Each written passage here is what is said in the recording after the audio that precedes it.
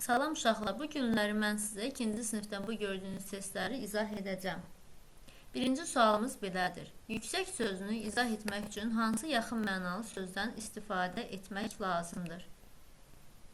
Əziz uşaqlar, yüksək sözünə burada ən çox uyğun gələn yaxın mənalı söz hündür sözüdür. Alçaq sözü yüksək sözünün demək olar ki, əksidir. Balaca sözü də tamamilə fərqli mənadadır. Hündür sözü isə yüksək sözünə yaxın mənalı sözdür. Ona görə düzgün variantımız A variantıdır. Yüksək, yaxın mənalı hündür. Keçək növbəti sualımıza. Növbəti sualımız belədir. Verilmiş izah hansı sözə aiddir? Üzü örtülü, daban tərəfi və pəncənin yarısı açıq kişi və qadın ayaqqabısı hansı ola bilər? Burada səndəl verilibdir, başmaq verilib, yelpik. Bildiyimiz kimi səndəl yayda geyinilir. Səndəlin bir çox tərəfi açıq olur, isti havalarda geyinilir. Yelpik isti havada bizi sərinlətmək üçün istifadə edirik, əlimizdə tuturuq, yellədilir əldə. Ancaq başmağın arxa və yan tərəfləri açıq olur, qadın və kişi ayaqqabısıdır. Ona görə də düzgün variantımız başmaq sözüdür. Başmaq. Keçək növbəti sualımıza. Növbəti sualımız görək nədir? Növbəti sualımız hansı doğru deyil? A variantı. Piknik, yüngül yeməklər, kollektiv halında gəzinti. B. Papaq, hər növ baş geyimi, tenis topun ayaq zərbəsi ilə hərəkətə gətirildiyi idman növüdür. Uşaqlar, piknik, yüngül yeməklər, kollektiv halında gəzintidir. Yəni ki, hər biriniz piknikdə olubsuz, düzgündür.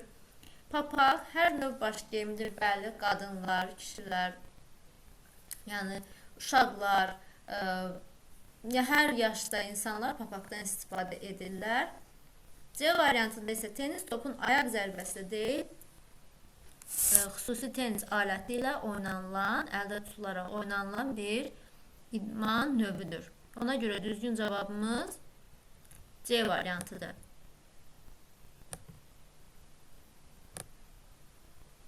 C variantı düzgün cavabımız. Keçək növbəti sualımıza. Dördüncü sualımıza baxaq.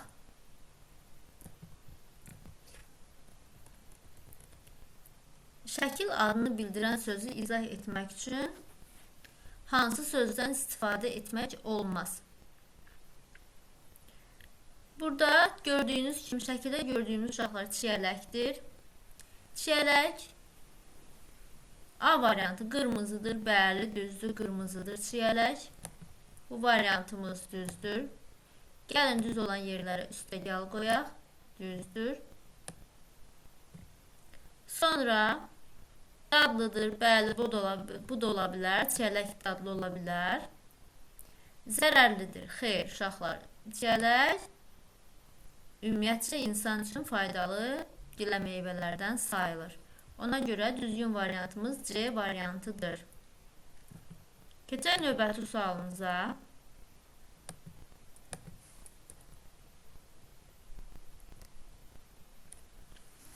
Sual şərəsinin yerinə uyğun gələn söz hansıdır? Burada görürük, dülgər yazılıbdır, mühəndis yazılıb, həkim yazılıb, hər üçü birləşir. Dülgər də, mühəndis də, həkimdir. Bunlar, yəni ki, hər biriniz bilirsiniz, bunlar həm dülgər, həm mühəndis, həm həkim peşə adlarıdır. Yəni, mühəndislik də peşədir, dülgərlik də peşədir, həkimlik də. İnsanların yiyələndiyi ixtisaslardır ki, peşələrdir ki, gələcəkdə hər bir insanın öz ixtisası olur və o ixtisası üzrə fəaliyyət göstərirlər, işləyirlər, təcrübə toplayırlar, mütəxəssisə çevirirlər, öz işlərinin peşəkarı olurlar. Ona görə düzgün variantımız C variantıdır. Kimlər C-ni tapıbsa düzdür. C.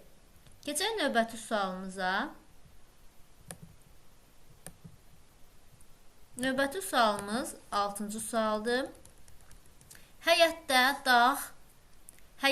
dağ pambıqdan ağ, evə gələr, suya dönər. Tapmacada hansı şəkildəki söz izah olunub? Uşaqlar, həyətdə dağ pambıqdan ağ, evə gələr, suya dönər. Deməli, burada sonuncu misrada söhbət ondan gedir ki, evə gəlir. Yəni, bu evə gətirilir. Evə gətirilirsə, evə daxil olursa, bulud ola bilməz. Baxaq.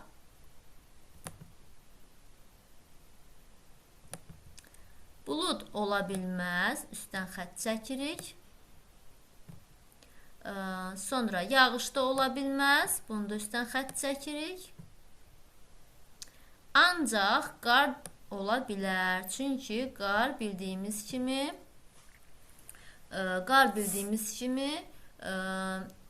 əvvəl möhkəm halda olur, sonra isə əriyir. Ona görə düzgün variantımız C variantıdır. Keçək növbəti sualımıza. Növbəti sualımız 7-ci sualdır. Verilmiş xüsusiyyətlər hansı sözün izahına uyğun gəlir? Yığılıb açılır, sərinləmək üçün istifadə olunur. Əllə yellətdikdə külək yaradır. Yəqin ki, bu sualda hamı baxan kim bildi hansı sualdır? Yəni daha doğrusu bu sualın cavabı hansı variantdır? Yığılıb açılırsa bu kondisioner ola bilməz. Əllə yellədilirsə bu da kondisioner ola bilməz. Tilov ümumiyyətcə balıq tutmaq üçün istifadə olunur. Kondisioner də bilirsiniz ki, elektriklə işləyir. Ona görə düzgün cavabımız yelpikdir. Yelpik variantımızı seçirik.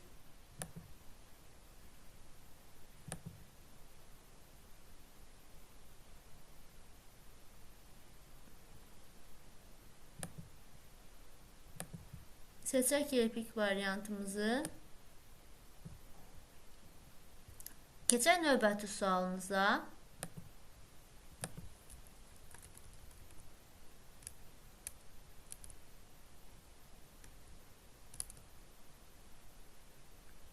Növbəti sualımız belədir.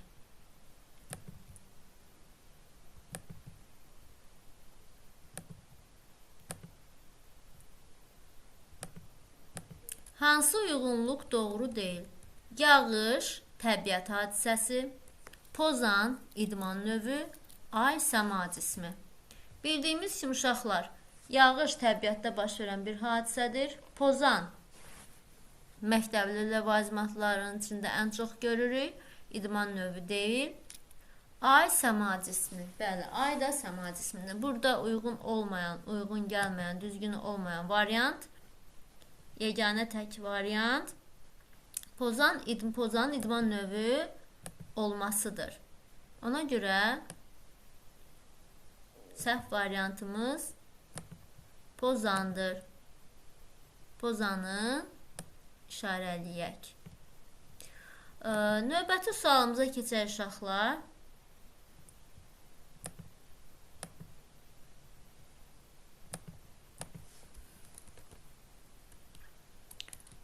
Top sözünü izah etmək üçün hansı əlamət bildirən sözlərdən istifadə etmək olar? Uşaqlar, top sözünü demək, izah etmək üçün biz əlbəttə ki, buradan yumrunu, balacanı seçə bilərik. Ancaq tuş və igidi seçə bilmərik. Çünki uşaqlar, topa uyğun gələn yeganə söz, daha doğrusu uyğun gələn sözlər biri balacadır, biri isə yumrudur. Ona görə 1 ilə 2-ni seçirik. 1 ilə 2 də A variantındadır.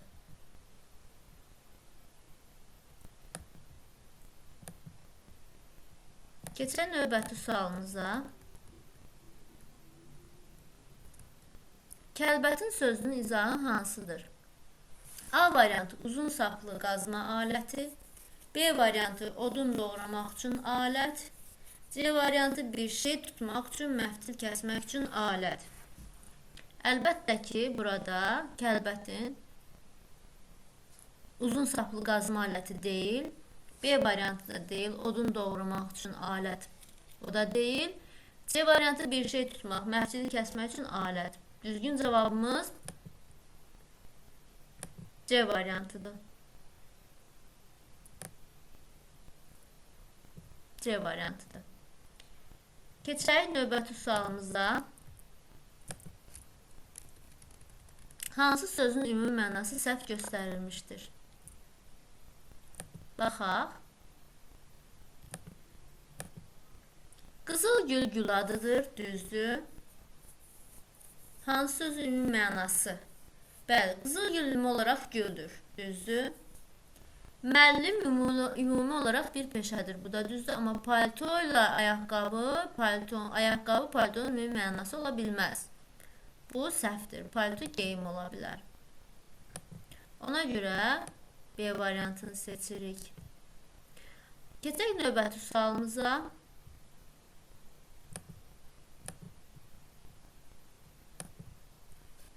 Vermiş izah hansı sözə aiddir? Kosmik fəzaya uçan adam. Kosmik fəzaya uçan adamlara nə deyirik uşaqlar? Kosmonavt deyilir. Mühəndis və polis sözləri tam başqa mənadadır. Ona görə seçirik kosmonavt sözünü. Keçək növbəti sualımıza.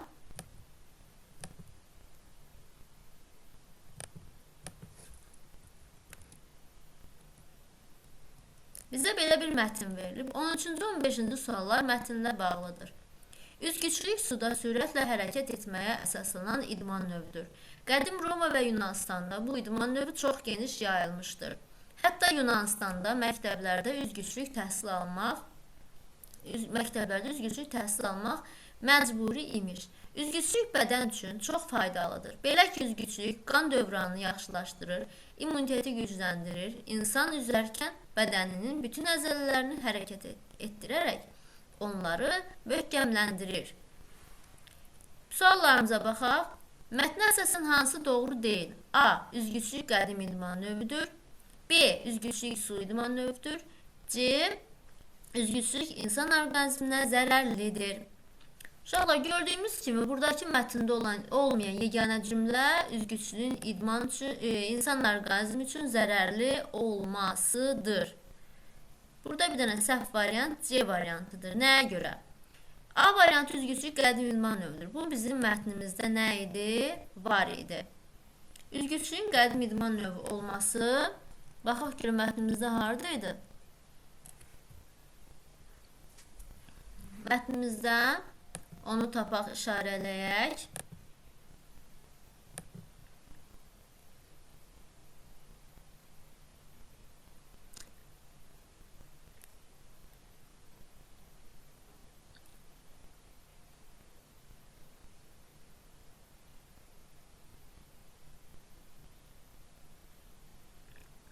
Əgər burada uşaqlar qədim Roma, Yunanistan verilibsə və tarixin qədimliyindən danışılırsa, bu deməkdir ki, çoxdandan, yaxud çox öncəki dövrlərdən üzgüçlüklə insanlar məşğul olublar. Bu onun tarixinin daha ilk öncələrə getdiyindən xəbər verir. Növbəti sualımız isə su üzgüçlüyü idman növüdür. Bəli. Üzgüçlük burada variantda verilib ki, suda sürətlə hərəkət etməyə əsaslanır. Bu da onu göstərir ki, suda sözü verilibdir mətnimizdə. Bir dənə yeganə uyğun olmayan variantımız üzgüçlüyün insan orqanizmi üçün zərərli olmasıdır. Amma burada sonuncu cümləyə baxsaz görərsiniz ki, İnsan üzərkən bədənin müxtəlif əzələlərini hərəkət etdirərək onları möhkəmləndirir. Bu deməkdir ki, üzgüçü insan orqazm üçün faydalıdır. Ona görə bu düzgün variantımız C variantıdır uşaqlar. C variantı. Baxın, bu C variantı düzgün variantımız. Keçək növbəti sualımıza. Nömrələnmiş sözlərdən hansının mənası orqazmin müxtəlif mənşəli zəhərlərə və xəstəliklərə müqaviməti deməkdir? Baxaq, orqazm müxtəlif mənşəli. Baxın bunu, görürsünüz? Müxtəlif mənşəli zəhərlərə və xəstəliklərə müqaviməti. Baxaq, görək burada harada verilib.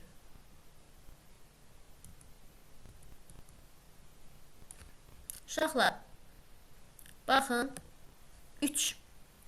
İnsanın orqanizm müxtəlif xəstəliklərə qarşı, zərərlərə qarşı müqavimətin adı, yəni qısa şəkildə bu sözün özü immunitetdir.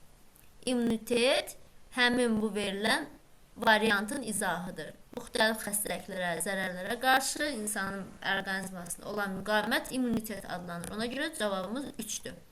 Üzərinə gördüyünüz kimi 3 yazılıb. Ona görə düzgün cavabımız C variantıdır. 3. Burada hamısı ayrılandı. Bir dənə 3'ü götürək. 3. C variantı. Keçək növbəti sualımıza. Mətndə altından xətt çəkilmiş sözün izahı hansıdır? Baxaq görək hansı sözün altından xətt çəkilir. Məktəblərdə. Mətndə altına xətt çəkilmiş sözün izahı hansıdır? Oxumaqla elm və bilik əldə etmək. B. Səhnədə tamaşaları göstərilən yer.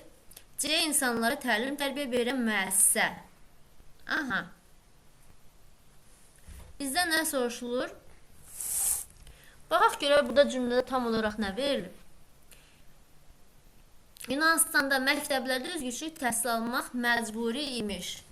Məktəblərdə. A variantında verilib ki, oxumaqla elm və bilik əldə etmək. Amma C variantında verilib insanlara təlim və tərbiyə verən müəssisə. Müəssisə. Ona görə C variantı daha düzgündür, daha uyğundur. Ona görə düzgün cavabımız məktəbə C variantı daha uyğun gəlir. Keçək növbəti sualımıza.